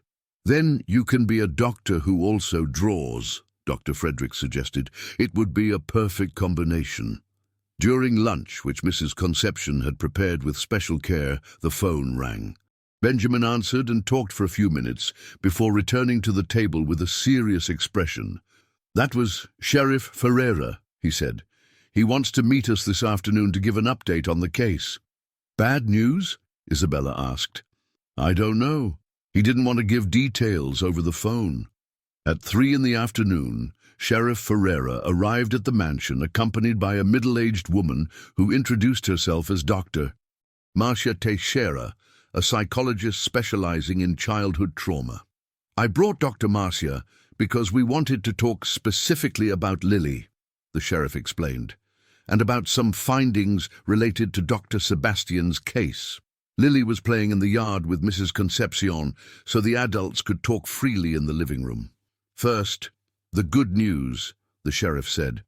We located all 7 families that Dr. Sebastian was holding captive. They are all physically well and receiving psychological support. His organization has been completely dismantled. And the bad news? Benjamin asked. Dr. Sebastian is fully cooperating with the investigation, but revealed that his operation was bigger than we imagined. There is evidence that they were planning to expand to other regions of the state. Dr. Marcia spoke up. My specific concern is with Lily. She demonstrates impressive resilience, but also some signs that she may be repressing part of the trauma to protect the adults around her. What does that mean? Victoria asked, worried. It means she may need specialized psychological follow-up in the coming months, the psychologist explained. Not because something is wrong, but to ensure that she properly processes everything she has lived through. We will do whatever is necessary, Benjamin said immediately. There is another matter, the sheriff continued. Dr. Sebastian specifically asked to meet with Lily before the trial. He says he needs to apologize to her personally. Absolutely not, Victoria said firmly. I'm not going to expose my daughter to that man again. I fully understand your position, Dr. Marcia said, but I would like to talk to Lily about this, just to know how she feels. Sometimes children have surprising perspectives on forgiveness and closure. Lily was called inside, and after a few minutes of gentle conversation with Dr. Marcia about neutral matters, the psychologist carefully approached the subject. Lily, do you remember the doctor who was at the farm? The man who was very sad. I remember, Lily said. He wanted people to sign papers. He would like to talk to you to say that he regrets the bad things he did. How would you feel about that? Lily thought for a long moment, her expression serious beyond her 4 years. Was he going to let me see my mum again if I talked to him? Your mum is always going to be with you now, Dr. Marcia said. But if you wanted to talk to him, it would just be to hear him say, I'm sorry. And then would he be less sad? Lily asked. Maybe, the psychologist admitted. Lily looked at her mother, then at Benjamin, then back at Dr. Marcia. Can I think about it? Of course you can, Victoria said, hugging her daughter. You don't have to decide anything now. That night, after everyone had left and Lily was asleep, Benjamin and Victoria talked on the porch of the mansion under the March stars. She's going to want to talk to him, Victoria said. I know my daughter. She has too big of a heart to hold on to anger. And you feel comfortable with that? No, Victoria admitted. But I've learned that Lily is sometimes wiser than me. If she thinks she can help someone be less sad, she's going to want to try. Benjamin looked at the windows of the mansion, where soft lights illuminated the rooms where his makeshift family slept safely. She changed all of us, he said, made me remember that there's more to life than just protecting what we already have. What do you mean? I'm thinking of creating a foundation, Benjamin said. Something that helps families in vulnerable situations. A way to turn this whole terrible experience into something positive. Lily would be proud, Victoria said with a smile. What about you? Would you like to run the foundation? It would be an important, well-paid job, and it would allow you to stay close to Lily. Victoria was silent for a moment, processing the offer. It would be a dream, she said finally. To use my experience to help other people who have gone through similar situations. As they talked about the details of the foundation, neither of them noticed Lily standing in the doorway of the porch, listening to everything with her big eyes shining with happiness in the dark. 6 months after the rescue, life in Willow Creek had found a new harmony. The Lily Foundation, a name chosen by the girl herself, who insisted that it should be named after someone small who did big things, was officially operating in a renovated colonial house in the town centre. Victoria worked as the administrative director, coordinating support programs for vulnerable families and children at risk. On that September morning, the first meeting between Lily and Dr. Sebastian would finally take place. After months of therapy with Dr. Marcia and many family conversations, Lily had decided that she wanted to help the sad doctor feel better. The meeting would take place at the foundation itself, in a controlled and familiar environment for the girl.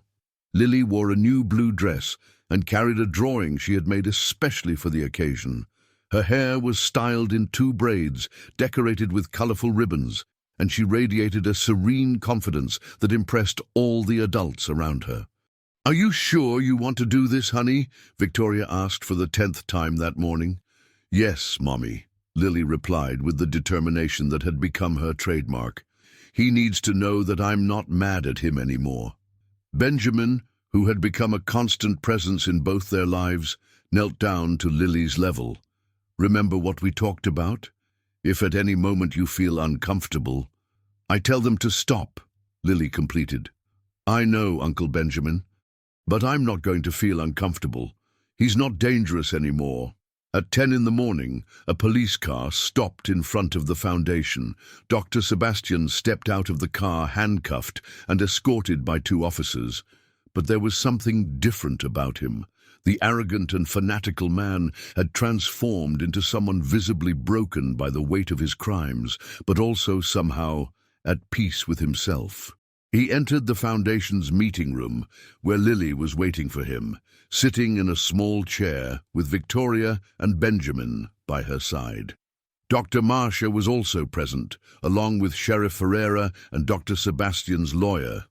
When Dr. Sebastian saw Lily, his eyes immediately filled with tears. "Lily," he said, his voice trembling, "you've grown." "I have," she replied naturally. "Now, I'm 5 years old, and I've learned a lot of new things."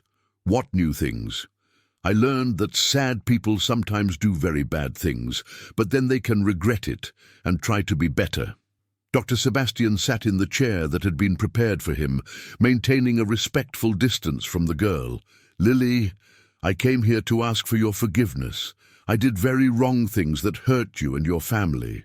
"I know," Lily said simply. "But you didn't do it because you were bad. You did it because you were confused and sad. That doesn't excuse what I did." "It doesn't excuse it," Lily agreed seriously. "But it explains it. And when we understand why the bad things happened, it's easier to forgive." The child's wisdom left all the adults in the room touched. Dr. Sebastian cried openly, impressed with the emotional maturity of someone so young. "How can you forgive me after everything I've done?" he asked. Lily thought for a moment before answering. "Because holding on to anger makes us sad inside, and I don't want to be sad anymore." She stood up from the chair and approached him, extending the drawing she had made. "I made this for you." Dr. Sebastian took the paper with trembling hands. The drawing showed 2 figures, one big and one small, holding hands under a bright sun. Above them, Lily had written in her childish handwriting, "Good people can do bad things, but they can always try to be good again." "It's beautiful," he whispered. "Thank you." "Dr. Sebastian," Lily said, using his full name with the formality she sometimes adopted, "are you going to try to be good again?" "I will," he promised. "I'm going to spend the rest of my life trying to fix the harm I caused." "And you're not going to be sad and confused anymore?" "I'm going to try not to be. And if I am, I'm going to ask for help instead of hurting people." Lily nodded, satisfied with the answer. "Then it's okay. I forgive you completely." The meeting lasted only 30 minutes, but its impact was profound for everyone present. When Dr. Sebastian was taken back to prison, he carried with him not only Lily's drawing, but a renewed understanding about redemption and forgiveness. After he left, Lily turned to the adults who surrounded her. "Can I play in the garden now? Everyone is very serious in here." "Of course you can," Victoria said, kissing her daughter's forehead. "Let's all go outside and get some fresh air." In the Foundation's garden, which had been carefully planned with toys and safe spaces for children, Lily ran freely and happily while the adults processed what they had just witnessed. "She is extraordinary," Dr. Marcia said to Benjamin and Victoria. "In 20 years of my career, I have never seen a child process trauma so healthily. It's because she has a family that loves her unconditionally now," Benjamin observed, watching Lily play. "And because she chose not to let the trauma define her," Victoria added. "Even as a little girl, she has always been stronger than the circumstances." 3 months later, life had found its definitive rhythm. Victoria and Lily lived in a comfortable house that Benjamin had bought for them, not as charity, but as recognition for Victoria's exceptional work at the Foundation and for the genuine friendship that had developed between the families. Lily attended the local school, where she was known as the girl who saved Mr. Caldwell. She liked the fame, but always corrected people. "We saved each other." Isabella had moved back to Willow Creek, taking over part of the administration of Benjamin's businesses and developing a close relationship with Lily that filled the maternal void she had always felt. Dr. Frederick became the Foundation's official doctor, offering free care for all the families served, and Mrs. Concepcion, she continued as housekeeper of the mansion, but now with an additional official title, Family Happiness Supervisor, a position created especially by Lily, who insisted that someone needed to make sure that everyone was being loved properly. On the eve of the Foundation's first anniversary, the entire makeshift family gathered at the mansion for a special celebration. The dining room table was decorated with Lily's drawings of all the important moments of the past year, and Mrs. Concepcion had prepared a feast that included all of each person's favorite dishes. "I want to make a little toast," Lily announced, raising her glass of grape juice as if it were fine wine. Everyone raised their glasses, smiling at the childish seriousness of the occasion. "A year ago," Lily began, with the surprising eloquence she sometimes demonstrated, "I was alone and scared. Today, I have the biggest family in the world. I learned that family isn't just who you're born with, but who you choose to stay with." "True," Benjamin murmured, touched. "I learned that good people can go through bad things, but that doesn't make them less good," Lily continued. "And I learned that when we help other people, we become happier too." She paused, looking around the table at each beloved face. "So I want to toast our family, to the people the Foundation has already helped, and to all the people we're still going to help." "To family," everyone said in unison, toasting with genuine joy. Later that night, when Lily was already asleep in her bed in the house she shared with Victoria, Benjamin and her mother sat on the porch to watch the stars. "Do you think she really understands everything that happened?" Victoria asked. "I think she understands better than any of us," Benjamin replied. "Lily has a wisdom that doesn't come from age, but from the experience of having lost everything and found something even better. And you? Are you happy with how everything ended?" Benjamin thought about the question, looking at the illuminated window where Lily slept safely. "You know, for years after I lost Marlene, I thought I would never be truly happy again. But Lily taught me that happiness isn't the absence of problems, it's the presence of love. She changed all of us," Victoria agreed, "and she will continue to change other people through the Foundation," Benjamin said. "I think that was the plan all along. Lily wasn't just saved by us, she was sent to save us too." The next morning, Lily woke up with a beautiful dream where she flew over Willow Creek, seeing all the happy families in the houses below. But this time, she wasn't flying to escape. She was flying for pure joy, knowing that she had a loving home waiting when she wanted to land.